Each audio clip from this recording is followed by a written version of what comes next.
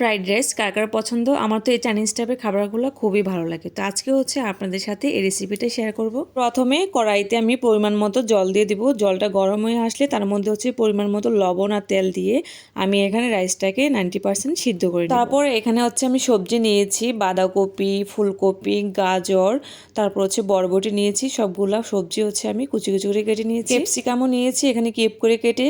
তারপর হচ্ছে পেঁয়াজ, কাঁচামরিচও নিয়েছি। তো পেঁয়াজটাকে হচ্ছে আমি এভাবে কিউব করে কেটে নিয়েছি। তারপর কড়াইতে আমি সাদা তেল দিয়ে দিব। তো এখানে হচ্ছে আপনার বাটারও ইউজ করতে পারেন, ঘিও ইউজ করতে পারেন। তারপর এর মধ্যে আমি এক এক করে পেঁয়াজ আর কাঁচামরিচ দিয়ে দিব। এই পর্যায়ে কিন্তু চুলার আঁচটা একদম হাই থাকবে। এখন আদা রসুন বাটা দিয়ে দিব। দেওয়ার পর একটু লবণ দিয়ে হচ্ছে আমি নাড়াচাড়া করতে থাকবো। একটু নরম হয়ে আসলে এর মধ্যে আমি সবগুলো সবজি দিয়ে দিব। দেওয়ার পর এখানে সবজির পরিমাণ মতো হচ্ছে লবণ দিয়ে দিব। দেওয়ার পর এখন নাড়াচাড়া করতে থাকবো।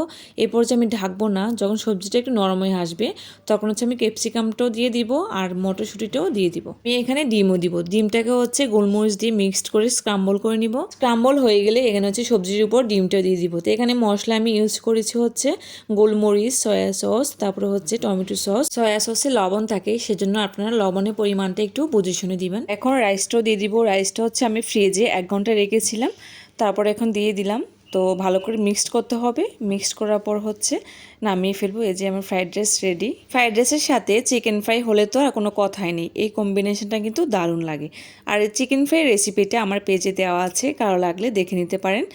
তো আজকের মতো এখানেই। কেমন লাগলো ব্লগটা অবশ্যই জানাবেন। আজকের মতো টাটা।